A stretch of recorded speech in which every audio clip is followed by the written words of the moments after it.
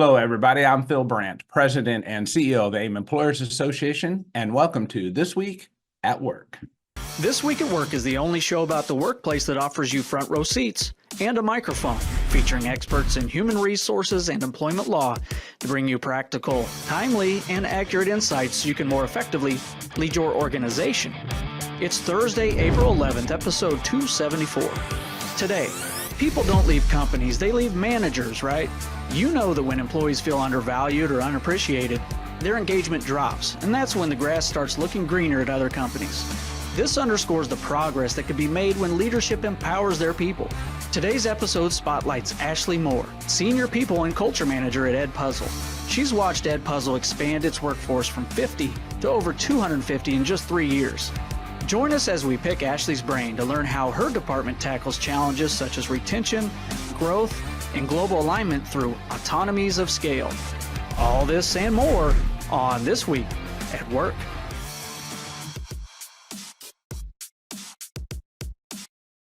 All right, welcome back, everybody. Happy to be here again today. I've had a busy week traveling for some roundtables.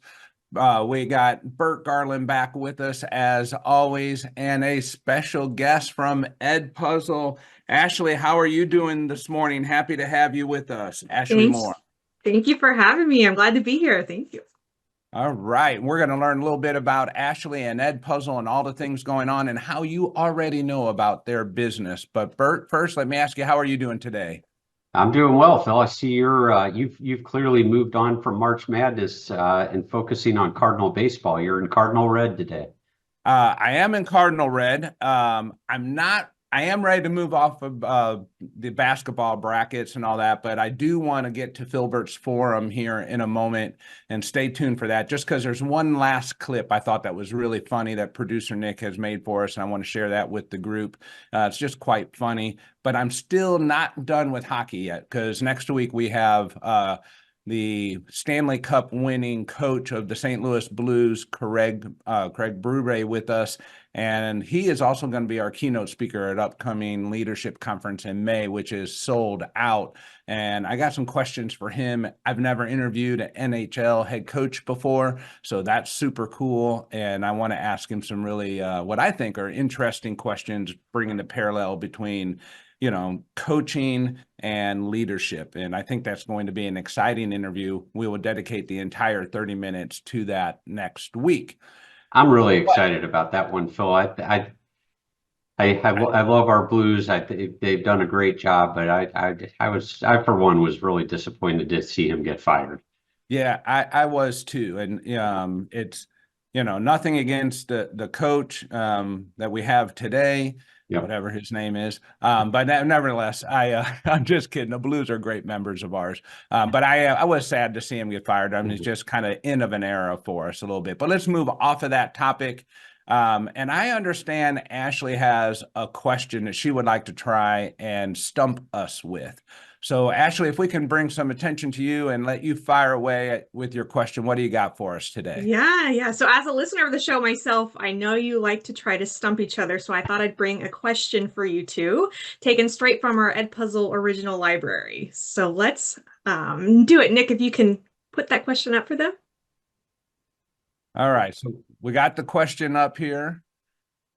All right. So which planet orbits the fastest? Mercury, Earth, Jupiter, or Neptune? It can't be as obvious. I'm going to have to go with Jupiter. I'm going to have to go with Earth. All right. Well, you're both actually wrong. It's Mercury. Is that because it was so obvious? Closest to the sun, right? So it goes around yes. faster? Less distance? Oh, Nick, you don't count. You have inside information. Closer to the sun, goes faster. Listen to you. That's such a setup. All right, cut the feed to Ashley right now. Just cut it. All right. Okay, well, that's a good question, and maybe a little bit of an insight of exactly what Edpuzzle does and how they help our young people around the world. Stay tuned. We're going to get back to Ashley in just a minute. But thank you, Ashley, for making us look so smart. Thank you. We like it when guests come on and make us look good. Okay, Bert, let's see. We got some questions to introduce the poll before we get to lawyer on the clock. And the first question is, employees at my organization would most like autonomy over, and it's open-ended. So they would rather have autonomy over micromanagement, whatever that might be for you. Then we have, how does your organization conduct performance review, or how often? So annually, semi-annually, quarterly, monthly, project dependent, or other. And then the final question is, how would you categorize your workforce when it comes to remote versus office? And that's a fun question, because we're going to ask Ashley that question as well. I'd like to hear her answer and talk a little bit about it. But if you are ready, I'm ready, Bert, for lawyer on the clock. I am ready. Let's get it going. Pull that lever, Nick. All right, it's time to look into what's trending in employment law. Lawyer, you're on the clock. So, Phil, first one I want to chat about, we'll chat about it briefly, is that yesterday the Senate, the U.S. Senate, passed a bill that rejects the National Labor Relations Board's joint employer rule. But I am looking into the crystal ball here, and I can pretty much assure you that President Biden is going to veto this bill. What the Senate did was they approved a measure to block the NLRB's joint employer rule, meaning that the Senate basically has sided with business groups that argued it would be too costly to follow the NLRB's joint employer rule. This bill passed at a 50-48 vote. Senator Joe Manchin and Independent Senator Kristen Sinema and another Senator Angus King from Maine joined Republicans in Did you say rejecting Genghis Khan? Who did you say? Angus King Okay. from Maine joined Republicans in rejecting the NLRB rule. And the NLRB rule really lowers the bar for finding when two companies must share obligations to negotiate with unions, as well as joint liability for labor violations. So the bill really was opposed by the International Franchise Association, which represents corporate behemoths such as McDonald's, Yum Brands, Subway, along with a lot of other groups who've lobbied Congress to defeat the NLRB's regulation in this respect. And so yesterday, again, they were successful in getting the legislation passed by the Senate, also had previously passed the House. But again, you can expect President Biden to veto this bill. Okay, so I think you had said that episode or two ago that you would expect some objection to come from the House or Senate, but to expect it to be vetoed, which means as we sit here today and we try to navigate through these complicated times as business leaders, we should proceed as planned. Proceed as planned, but proceed with caution especially if you're using like temp staffing agencies and if you're in the franchise area. Right. Proceed with caution with respect to joint employer. And we'll just have to see if the pendulum swings back the other way come this November/January. Right. These all seem to be efforts to kick it down the road to get it past the first of the year. Well, perhaps. We'll see. Yeah. We'll see. Yep. All right. So the what next else you got there, Bert? Yeah, next one I want to talk about. This one's really interesting. The EEOC is attempting to intervene in a lawsuit that's been brought out in California in federal court out there by a Black job seeker who filed suit claiming that a software company's algorithms are biased and screens out applicants. And, you know, the software company in this one, it's really interesting. It's a company called Workday. And all they do. We may have heard of them. That's right. Yeah. All they do is they supply software to other companies that screen applications and then basically makes a decision whether the applicant's skills and background match the position that the company is seeking to fill. So Workday is basically a separate entity from the companies that are using its software. And so they Right. And I filed a think what you're motion. saying is that the company really determines the questions or screening protocol, not the software company. Well, the company had previously sought to dismiss the lawsuit. Now, this particular applicant said he had applied to hundreds of jobs through the company's screening software, and all of his applications were rejected because he's Black, over 40, and has depression and anxiety. The company, in response, has argued that it's merely a human resources provider and not an employer, and that its customers ultimately choose who's a good fit for the roles that they're seeking to fill. So that's exactly right, Phil. Yeah. And so the EOC, again, just this week is trying to intervene in that lawsuit. And they're saying that the processes of screening and referring candidates, which Workday's software does for its clients, are acts that an employment agency takes on. So they're arguing that Workday's software essentially makes Workday an employment agency. So really an interesting case to keep your eyes on. We know that the EOC is definitely trying to go after artificial intelligence in cases, and so they're looking to intervene in this case, and we'll have to keep our eyes on that one. Yeah. Having worked with Workday myself personally, and many other platforms like that one, I just don't think of them as an employment agency. I mean, I think of them as a software company that provides tools and aids to organizations, but we design those questions ourselves most of the time, and we determine, what is acceptable and not acceptable answers. So it is really done by the human, not the software, but quite interesting. I do want to keep eye on that one. Thanks. Wouldn't for that be in sharing the that. terms and conditions? I mean, should they have that in the terms and conditions? Who As knows? far as, if you're using Certainly the software, you're responsible.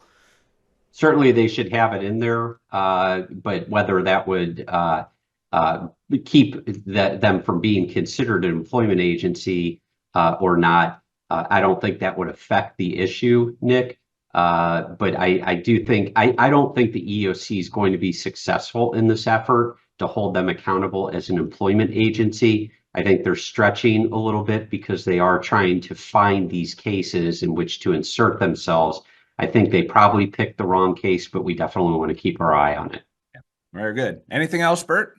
Yeah, one more I want to talk about, and I'm by no means an expert on it. No one's an expert on it right now because it's so new.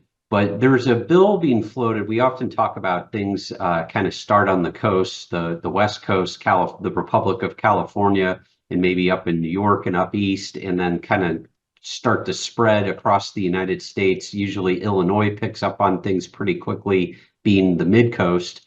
And there's a new bill being floated out in California, and it's just in its very, very initial draft stages right now. But I do want to mention it because I want people to kind of keep an eye on this as well.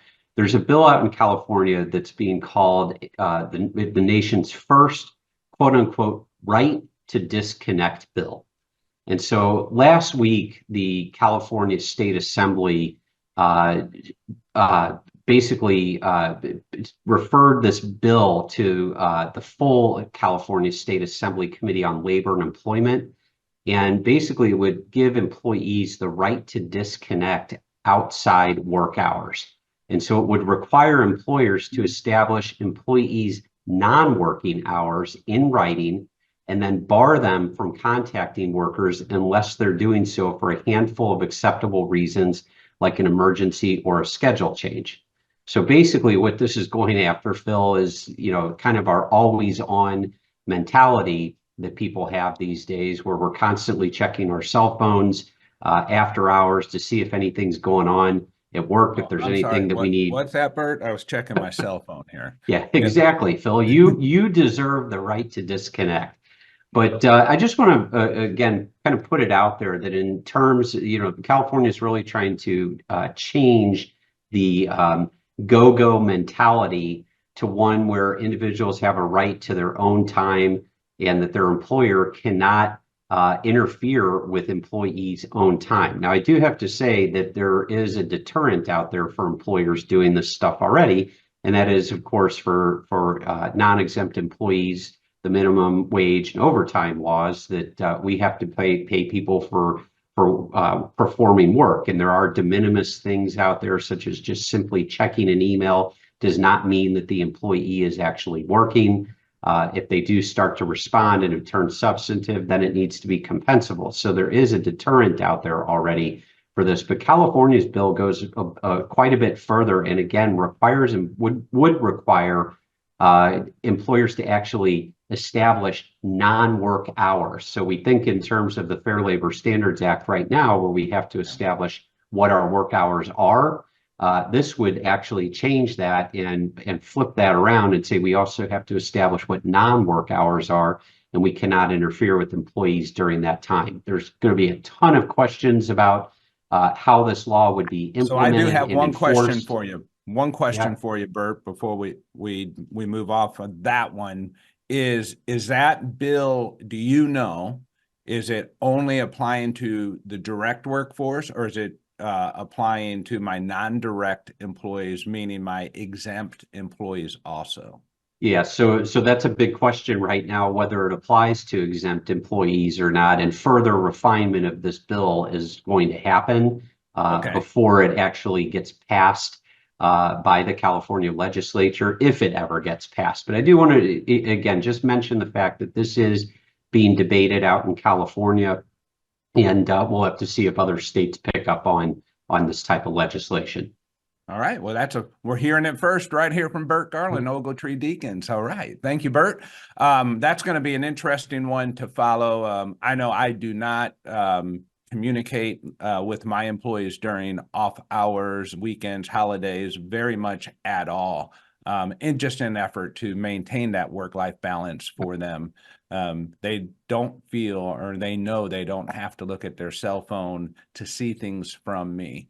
And they don't get credit from me for sending me stuff off hours or things like that as well. Just something we've always tried to have a little bit of balance in here at AIM. All right, so let's anything else, Bert, before we move on? I think that's good. Let's move forward. I'm excited to get to Ashley and Edpuzzle. All right, well, before we do that, let's take a look at Filbert's forum. Nick's got something queued up for us here. Nick, why don't you lead us through that? You've just entered Filbert's Forum, where we peel the onion back and take a lighter look at the workplace. What are you going to take away as your best memory from playing basketball at Boston College? Probably just like Will the tears that I saved for years take hold? These streets that once were paved in gold are letting memories go. going out to eat.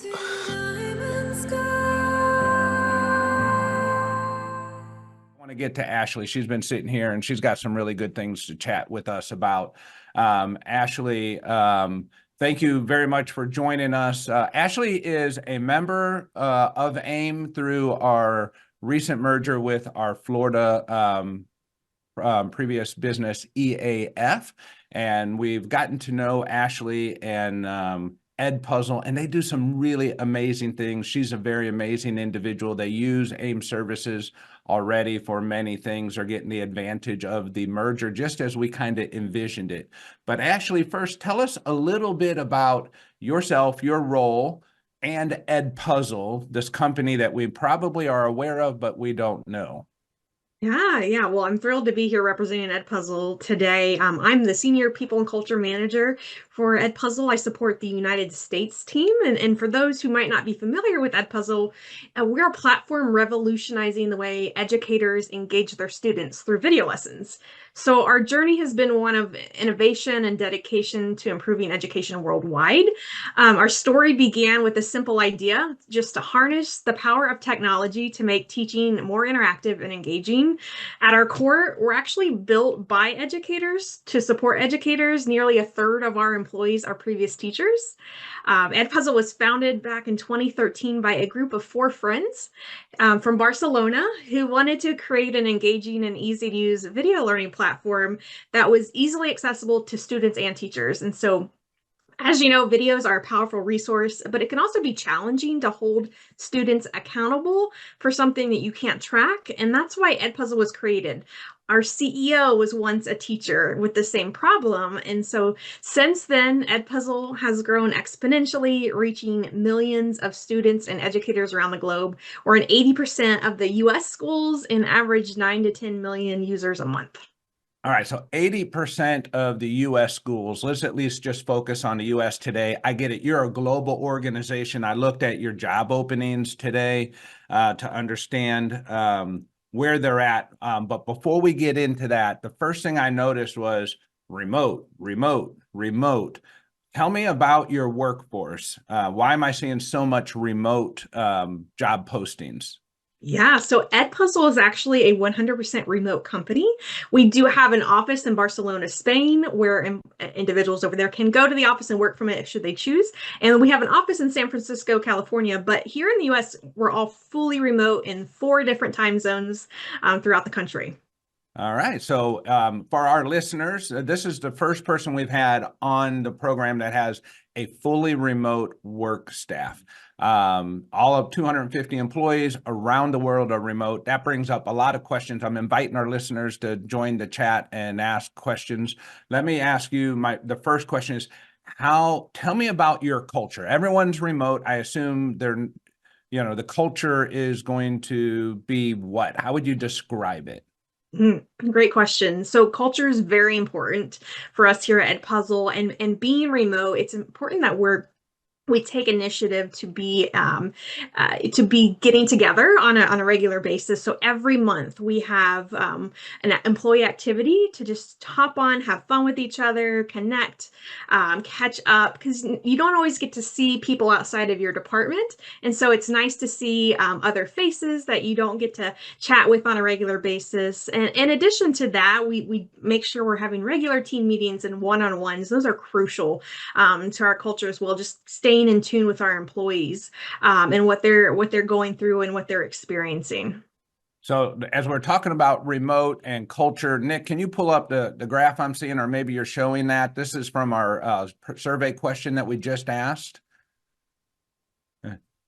And Really interesting. Wow, really interesting. that's really result. interesting. So you're at the very Yeah. far right of that graph, one of the 5 that have responded that says they're fully remote. So, all right. So once a month, you all get together. Do you use Edpuzzle's technology to ask questions and get the right scores, or is it a standard protocol? Your CEO is on this meeting. How is that done? Who's involved? Yeah. So people and culture team it's responsible for facilitating and hosting the monthly event.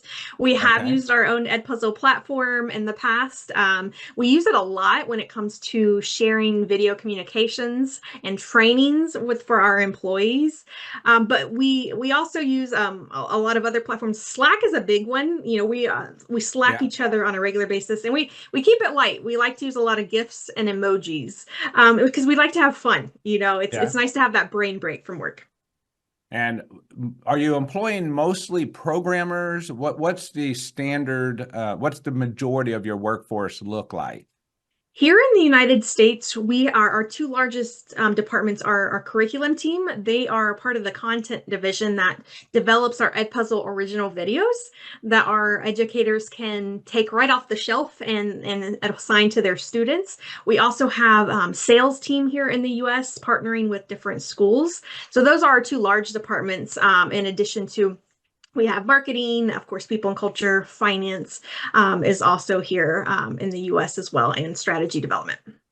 So one of the things that, traditionally happens from my interaction with, entrepreneur-based organizations, particularly in the tech field, which Edpuzzle sounds like maybe it's grown in that spirit in some ways. Tell us a little bit about like the philosophy or how culture enables success in your environment. How does that come together? Because you've grown from a small group to a large group of people very quickly. We have, we have, and I would say the philosophy behind that is we having agility, right? So just being able to be agile has helped us respond quickly to employee feedback. So improving their work experience in real time. We went from no HR department 3 years ago to now having a full HR department. But with that, you have to build processes and policies, and so getting real-time feedback and being in tune with how our employees are experiencing it has been vital. It's allowed us to support the organization's growth effectively, ensuring that Edpuzzle remains a great place to work. Because again, I said, culture is important to us. So it's not just about speed, it's about being thoughtful and responsive, also proactive, which leads to a positive and adaptive work environment. Yeah, fantastic. And so with the onslaught of, oh my gosh, we're 250, we're growing, we're expanding. Most schools and teachers are either using or have access or learning about your product at a very rapid pace. We have some teacher friends within the community here at AIM, right here in some of the local school districts who have said, yeah, we use that product every day. So it's a fantastic resource just based upon that. What are some of the challenges that you are facing today, given the position that you're in with the rapid growth that you've achieved? Yeah, so AIM has been a huge help for us, let me tell you, because going from nothing to 100 miles per hour, you really need a lot of resources and support. So we use the hotline for general everyday situations or to look into best practices, what other industry standards might be. Right now, we're working on our retention, focusing on employee development. Our employees have been here for years now, so they want to grow with us. And so we're working on developing career paths for every role so that they can see a future here with us at Edpuzzle. With that compensation, we're putting together a formal compensation philosophy and policy and structure. And so AIM has been huge in that. We've been working with Mike and Kim Mack, from yeah. Astron Solutions, and they've been wonderful in helping us put together what that is going to look like here at Edpuzzle. That's been a huge project. Yeah. I would imagine in the space of compensation, when you grow rapidly, right, you're moving fast and you're moving without structure, and that's what gives you agility. And sometimes as you start to establish structure, you don't want that to restrict your agility. So I'm sure, and knowing Mikey, he'll be careful with that. That allows you to have flexibility and agility, even within a comp structure that, it's going to help you meet all the issues of compliance that are complex when you have all remote work. Sometimes comp is a little bit easier when everyone is together in a same place, a same region, a same cost structure, a same environment. But when they're everywhere, your comp structure has to have a lot of agility. So I'll be watching that one from afar to see what I might glean from that. Bert, I'm just looking at your face. You look like you want to ask a question. Well, I don't necessarily want to ask a question. We haven't heard from our friend Dave in quite a while, but he has put something okay. Actually, into I'm the going to chat warn you for us. about Dave right now. Okay. He comes with a warning, Dave. Okay, go ahead, Bert. He's asked a question here. He's curious, Ashley, about any out of office friendships or romances you may know of in your company. He doesn't want any details, please, but with respect to this remote workforce, how are you managing those types of issues? Yeah, that's a good question. Romances, I'm not aware of, but friendships are huge. We have different Slack channels for specific regions or states because employees like to get together. That's what's really cool about Edpuzzle. If sales is traveling to one area, and another team knows about it, they want to get together. They want to meet for the first time in person. So friendships are huge, and it's really cool to see people connecting, outside of our events on their own to get together and just meet each other and just continue to build up our culture. Yeah. Ashley, do you have any scheduled purposeful meetings where you bring people together in person? Is there ever an effort that's done where we need to bring the team together to work in person together?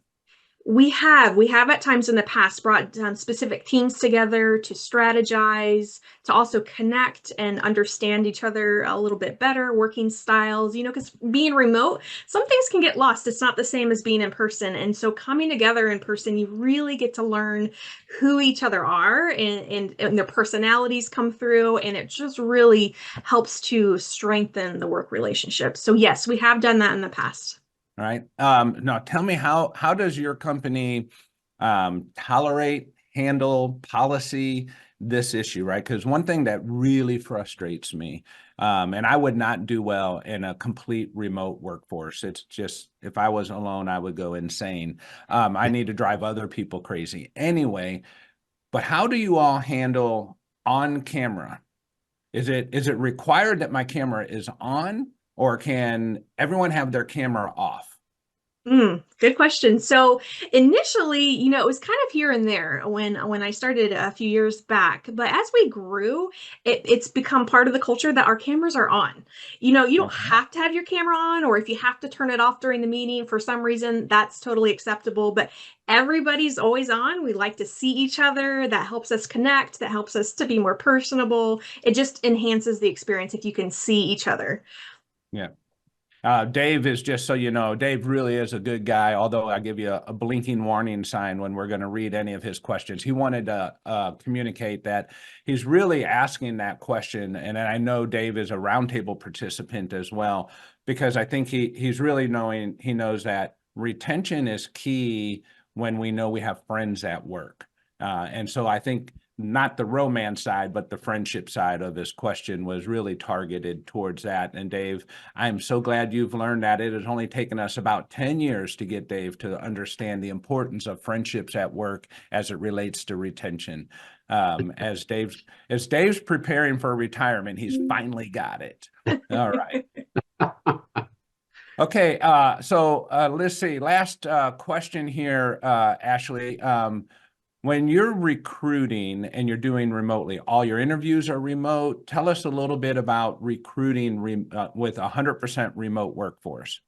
Yeah, so recruiting remotely, you get a wide range of candidates coming through, which has been great for us. And we make an effort to really explain what our culture looks like here, really explain the role, and give the candidate the opportunity to ask thorough questions, because being remote, it is a lot different. And so it's important that they understand the difference between in-person and remote. And we give them a little glance into the position as part of our interview process.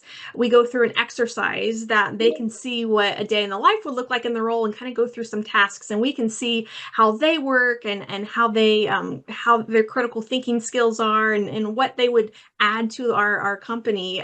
So it's a really thorough process to be able to understand. Yeah, fantastic. All right, last question. So our friend, crystal ball reader Bert Garland, had said, hey, California is looking at this disconnecting legislation. Assuming that was to take shape, how would your organization respond to that? Would that be a positive or a negative for Edpuzzle and the way that you all work today? I think it'd be completely positive and almost in line with what we currently do. Our leaders are really easy to. I'm sorry, they're able to let their employees disconnect because they disconnect. So, for example, my team, I tell them, if I'm out, you have my personal cell phone if it's an emergency. I'm not going to log into Slack, and because then you'll get sucked in. Or I tell my employees, if I send you a message and it's after hours for you, don't worry about responding that night. Like, it's just because I'm on, I don't expect you to be on. And so our managers really kind of follow that philosophy, so that it would be a total positive for us, and it would be in line with what we do. So a little bit how I try to practice here at AIM. I'm not working in the off hours expecting, if I'm working, I'm not expecting my employees to be doing that. I want them to have that good mental break from that standpoint. Now, Bert, on the other end, this guy is a machine. He would outwork AI. He's working 24/7, even when he's in California, Arizona, New York. It doesn't matter where he's at. Supreme Court rulings, he's doing it all 24/7. He's just 24/7. Yeah, that's right. I was going to say the right to disconnect. That is not how my firm operates. I know it is not. That's fantastic. Ashley, it has been wonderful to get to know you, and thank you for taking time and sharing some of the story of Edpuzzle. It's a great product. I'm happy to know our local teachers are using it, and that it's making an influence around the world. And I really like learning about the things that you're doing. Maybe you'll come back and give us an update following your compensation structure planning, and just tell us, what kind of changes you had to face and go through with that, because a lot of people are looking at comp, how to design comp in a more formal way, given the complexities of legislation and transparency and the risk associated with it. So maybe you can come back and give us some insight on that as well. All right, next week, as I said, I'm going to have Craig Berube on the program, Stanley Cup winning head coach for the St. Louis Blues. Bert, are you going to join me for that? You better believe it, Phil. I'm really excited to interact with the chief. Do you? Yeah, with the chief, as he is nicknamed. Do you have a Philadelphia Phillies or Flyers jersey you could wear or something? Because I know he used to play for the Phillies as well. Yep. Well, the Flyers, but yeah, he played hockey, Phil, just to remind you. I'm getting there. It's still early here Central Time. Other than that, we'll be back here next week, 7:30 Central Time. We'll see you then. And thank you. Until then, go out and be good to somebody. Thank you once again for tuning in to This Week at Work. If you enjoy the show, please share it with your colleagues. Forward our invites. Share the link, aimea.org/This Week at Work, or follow or subscribe wherever you get your news and entertainment. LinkedIn, YouTube, Spotify, Apple Podcasts, we're everywhere you are. Don't forget you can be part of the show. Send your questions and comments anytime to info@thisweek.work. We'll see you next week, 7:30 a.m. Central Time, when we discuss what's happening this week at work.